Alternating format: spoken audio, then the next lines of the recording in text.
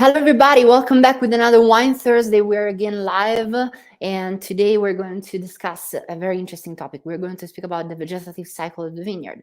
Since last week, we've shown that obviously we're starting to prune, to do the winter pruning, and we spoke about the dormancy phase of the vineyard.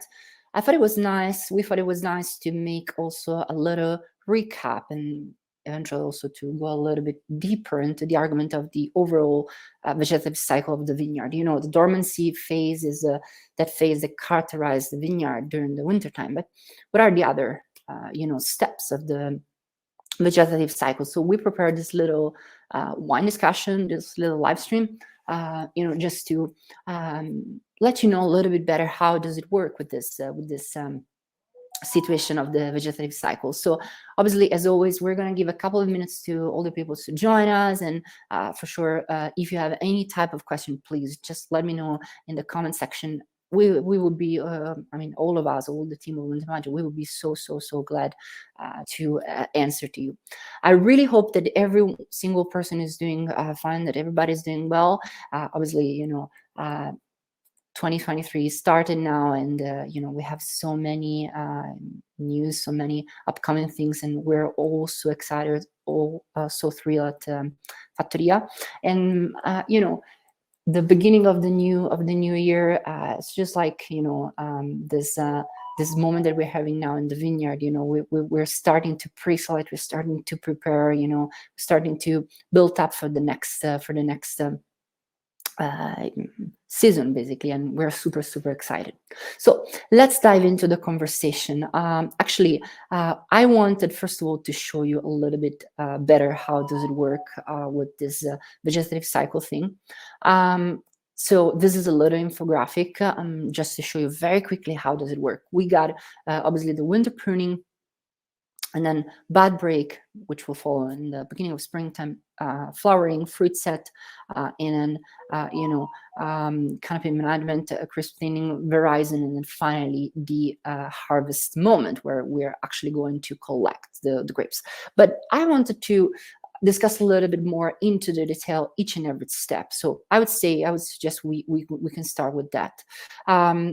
Obviously, the cycle of the vine is one of the most fascinating, I would say, among the plants found in nature. This is why we feel also so important, to inform the appreciators of our wines, the people that love our wines, about the wonder we see unfolding before our eyes every year. The finished product that we can taste on our table is the result of this incredible process that is repeated without fail every year. So and really you can admire how magnificent is the nature when you look at the vineyard and you take count of you consider the overall vegetative cycle. I mean, it's so gorgeous as a situation, and really you can appreciate the magnificence of the vineyard. The two main phases of the vine growing cycle are the rest period, which goes from November to February. So now this wintertime, I would say a little bit later because of the very warm climate, but still this rest period, this dormancy phase is now. And then the active period, which will go from March to the end of October. The timing may vary slightly depending on the latitudes, grape variety, and especially, as we said, on the vintage. 2022, it's now very well known for being one of the hottest climate vintage of the last 30 years. So it was pretty, I would say, difficult to face. But again, as we already mentioned, wines are pretty promising. Very, very good product, and we'll see what will happen. But for now, we're very, very happy. Going back to this, to our main topic, let's start with the whipping of the vine. So just imagine now, obviously, dormancy phase. We start to prune. We prepare for the next springtime, for the awakening moment, and we arrive at the whipping of the vine. With the coming of spring between March and April, the vines signal that is the awakening with a very striking phenomenon, which is called whipping or bleeding of the vine.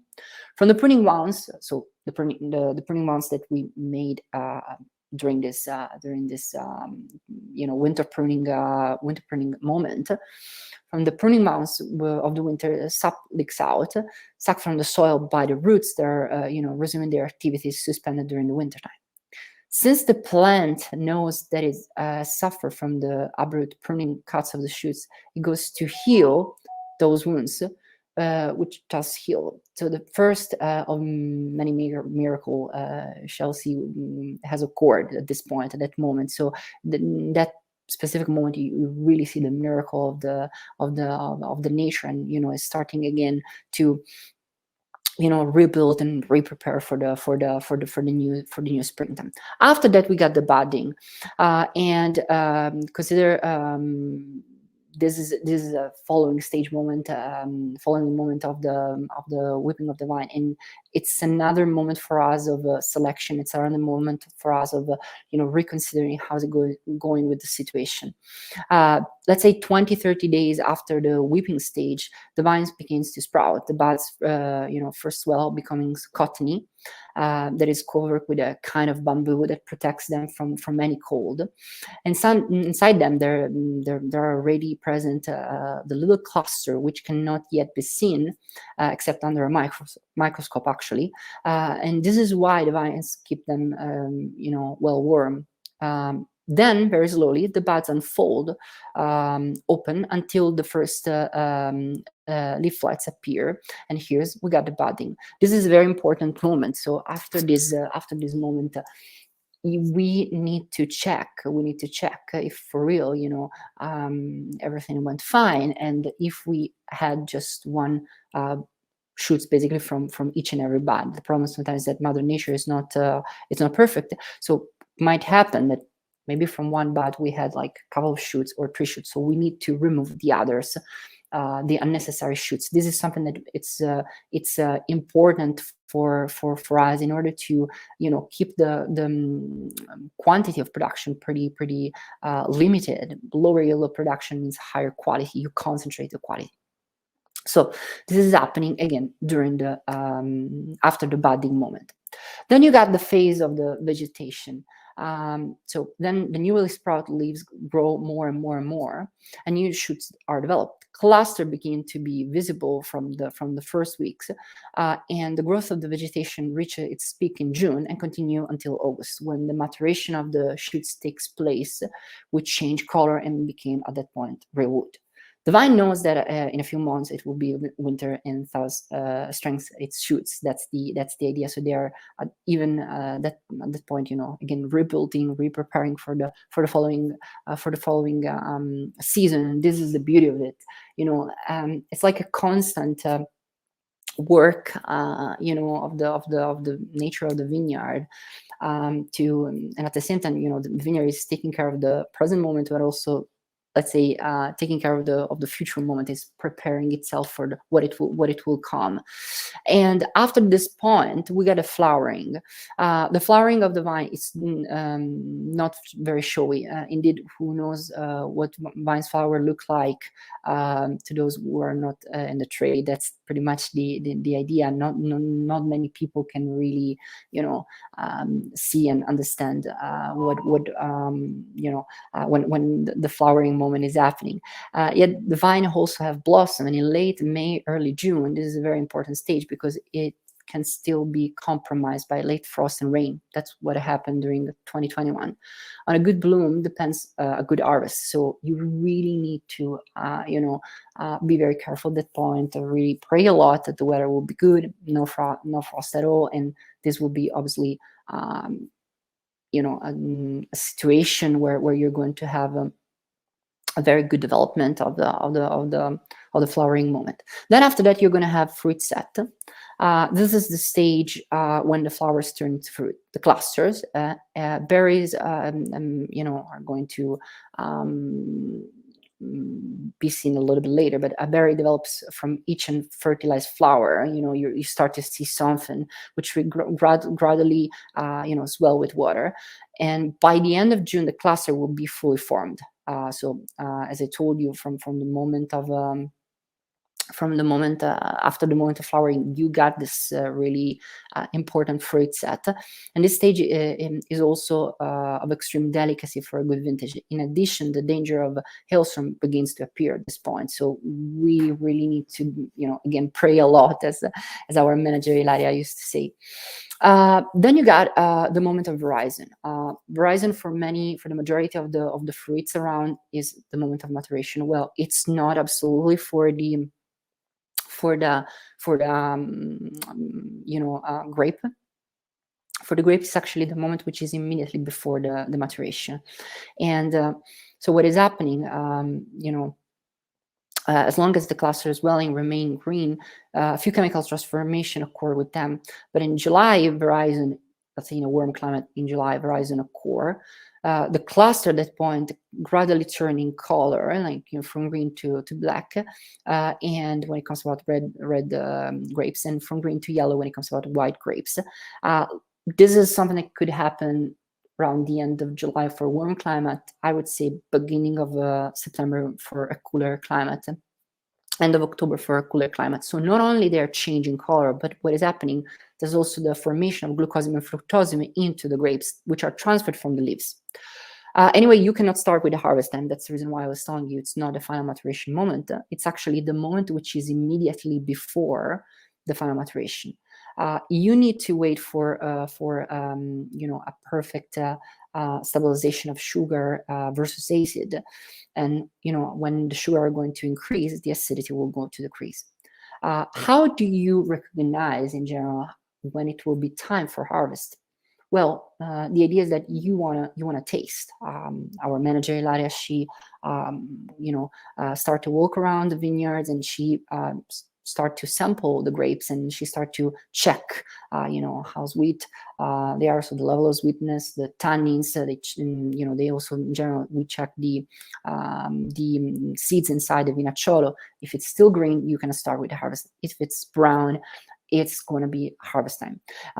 That's the idea. And what is happening, during, let's say, immediately after verizon, is that you have this like 4, 5, 6 week in general where you're going to have this final stabilization of everything, and then you can really start with the harvest time. So the ripening moment, this is really depending on the variety, which it's in general, there are some varieties which are ready pretty late. I would say Sangiovese in our climate, for example. I want just to remind to everybody that Montemaggio is considered like a cool continental climate. It's one of the coldest part of the Chianti Classico area, rather than Chianti itself. So it's going to be a little bit later, Sangiovese. But there are other varieties which are very, very much in advance. So this ripening moment is going to change and vary from variety to variety. There are some varieties going to be early September. Some other varieties, like think about Pugnitello, is going to be early November. Obviously, only perfectly ripe grapes contain improper balanced substances responsible for wine's aroma and flavor. So the stage is very delicate, stage in which the grapes are enriched with sugar, the same sugar that with fermentation will be transformed in alcohol. So that's also another point we need to be very, very careful with. And that's also the reason why it's important to go and harvest at the very, very best moment.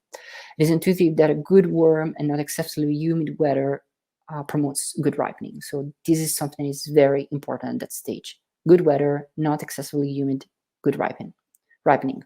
And then again, after the harvest time, November, December, the leaves lose their chlorophyll, taking those wonderful color we can admire, in that moment. So especially in November, you got those like yellow, red, brown leaves. Beautiful, beautiful, beautiful. And the leaves thus transfer their sap into the shoots as a reverse for the winter, as a reserve, sorry, for the winter. Nothing is left after that, knowing that they will not be able to withstand the winter because they are too fragile, they can stay really full. They have done their job, the leaves, and they have captured the energy of the sun, which together with the sap coming from the roots have nurtured the cluster.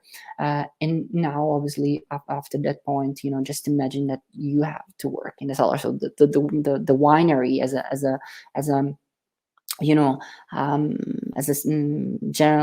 situation. A general situation is not only like working in the fields, doing the harvest, and then you have also the other type of things that you have to do in the cellar, in a cellar environment. Not only fermentation, but also post fermentation. You have so many things to keep together. And one thing that is very important is to maintain, generally speaking, the healthiness of the product, and to have a situation where the product is like evolving in a very safe environment, healthy condition. That's pretty much the idea.